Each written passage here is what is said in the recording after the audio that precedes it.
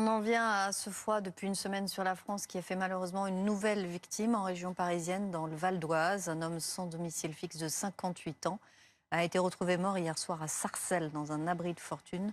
Au moins 3 personnes, 3 sans-abri, sont morts à cause du froid en quelques jours. Et avec nous en plateau, William Martinet, bonjour, merci d'être avec nous. Vous êtes député de la France Insoumise des Yvelines parce que le groupe LFI à l'Assemblée nationale porte plainte contre le gouvernement après ces morts dans la rue. Et Jean-Baptiste Ayrault, bonjour, merci d'être avec nous, porte-parole de droit au logement. D'abord, une réaction par rapport à ce 3e mort en 4 jours en France à cause du froid. Écoutez, c'est terrible. Dans un pays qui n'a jamais été aussi riche, c'est la réalité. On a de plus en plus de sans-abri et on a encore des personnes qui meurent dans la rue. Vous savez, l'espérance de vie pour un sans-abri, 15 ans. Quand on tombe dans la rue, on a 15 ans d'espérance de vie en moyenne et on décède à l'âge moyen de 48 ou 49 ans. Vous voyez, c'est une condamnation à mort, en fait, de laisser des personnes à la rue, avec torture, puisque c'est une véritable descente aux enfers, la vie dans la rue. On perd ses amis, sa famille, on perd le moral, on perd son boulot, etc. Parce que ça devient de plus en plus difficile, on tombe dans l'addiction. Et voilà. Donc c'est une forme de condamnation. C'est comment dirais-je, un crime moral. William Martinet, votre groupe, donc le groupe LFI, a annoncé le dépôt d'une plainte auprès de la Cour de justice de la République pour non-assistance en danger. Plainte contre l'État, vous dénoncez l'inaction de l'État. Concrètement, qu'est-ce qui n'est pas fait et qu'est-ce qui devrait être fait ?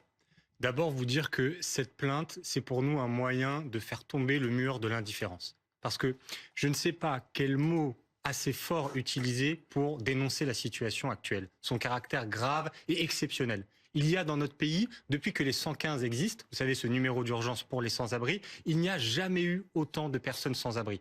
Tous les soirs, les associations nous disent qu'on a plus de 3000 personnes qui appellent le 115 pour dire « je vais dormir à la rue ce soir » et à qui les 115 répondent « désolé monsieur, désolé madame, nous n'avons pas de place d'hébergement à vous proposer ». Et honte de la honte, parmi toutes ces personnes qui sont sans-abri, nous n'avons jamais eu autant d'enfants. Vous savez que là, partout dans le pays, il y a des enseignants qui occupent des écoles avec des enfants qui sont scolarisés dans leur classe parce qu'ils n'ont pas le cœur de les mettre dehors en sachant qu'ils vont passer la nuit sous un pont.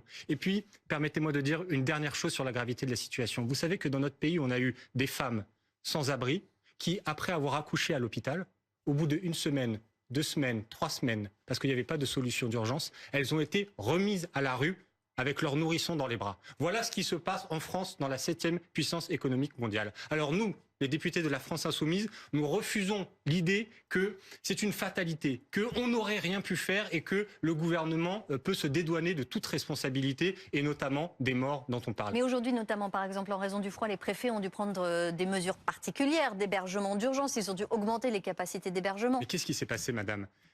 Refaisons un peu le fil. Pendant le débat budgétaire, au mois de novembre-décembre, les députés de la NUPES ont obtenu le vote d'un amendement pour financer 10 000 places d'hébergement d'urgence supplémentaires. C'était une demande des associations. Par 49.3, le gouvernement a fait disparaître cet amendement. Et là, ils viennent de nous annoncer au début de la vague de froid, nous allons débloquer des moyens. Mais le problème, c'est que matériellement, cette annonce, elle ne permettra pas d'ouvrir des places d'hébergement pendant la vague de froid. Vous imaginez bien que si on veut construire un centre d'hébergement, ça ne se fait pas dans un claquement de doigts. Donc du coup, je ne sais pas, par sectarisme politique, ils ont refusé notre amendement et ils se sont donné les moyens de faire de la communication. On peut réquisitionner des gymnases, on peut réquisitionner des logements vides. Mais c'est même pas qu'on peut, c'est qu'il faudrait faire ça. Mais le gouvernement ne le fait pas. Aujourd'hui, dans le pays, on a 3 millions de logements qui sont vacants. Alors on nous dit, tous ces logements ne sont pas disponibles, il y en a certains qui sont dans des territoires éloignés des villes. Très bien. Prenons vraiment le cœur du cœur des logements vacants, ceux qui sont vacants de façon durable dans les zones tendues, là où il y a besoin de logements. Il y en a 300 000. On a 300 000 logements vacants que là, qu'on pourrait réquisitionner. Et pourtant, on ne le fait pas, et pourtant, on ne fait rien. Et il faudrait qu'on se résigne à, tous les jours, quand on lit la presse, à apprendre c'est les où est-ce préfets qu'on a qui ont la retrouvé le corps compétence. d'une personne qui est morte de Ce ne sont froid. pas les mairies, ce sont les préfets qui ont les compétences sur les réquisitions de logements. Ce serait une bonne solution. C'est Yann Brossard, notamment, qui a fait cette proposition. Oui, très clairement. La réquisition a été employée en France à partir de la Libération, où il y avait une crise très grave du logement, qui un peu différente de celle qu'on connaissait à l'époque, mais qui se rapproche en termes numériques. 330 000 sans-abri, c'est on ne connaît pas cette situation depuis près de 50 ans, si vous voulez, c'est terrible. Et on sait que le sans-abrisme, il est la conséquence du logement cher, des politiques qui ont été conduites et qui ont encouragé la cherté du logement, des loyers, etc. Donc pour nous, évidemment, il faudrait appliquer cette loi de réquisition qui a été appliquée à 120 000 reprises d'ailleurs. Et la dernière fois, c'était après l'occupation d'un immeuble vide par le DAL avec l'abbé Pierre.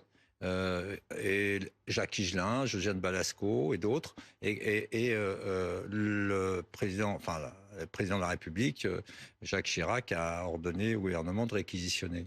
Donc, vous voyez, c'est possible. Cette loi, elle est là, elle peut très bien être appliquée, et ça serait le minimum qu'on puisse faire, si vous voulez, dans l'urgence. Urgence, on met les gens à l'abri. Deuxième point, on réquisitionne. Troisième élément, on régule un peu le marché immobilier, surtout les loyers, pour que les locataires puissent rester dans leur logement, ne soient pas foutus à la porte comme le veut M. Kasbarian. Et ensuite, produire du logement social en très grande quantité.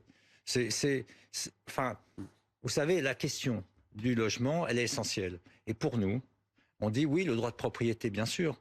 Mais vous savez quelle est la première propriété de l'être humain? C'est son corps. Donc l'État devrait protéger en premier lieu l'individu, les corps des personnes, avant la propriété mobilière ou immobilière. C'est ce qu'il ne fait pas. Et c'est criminel.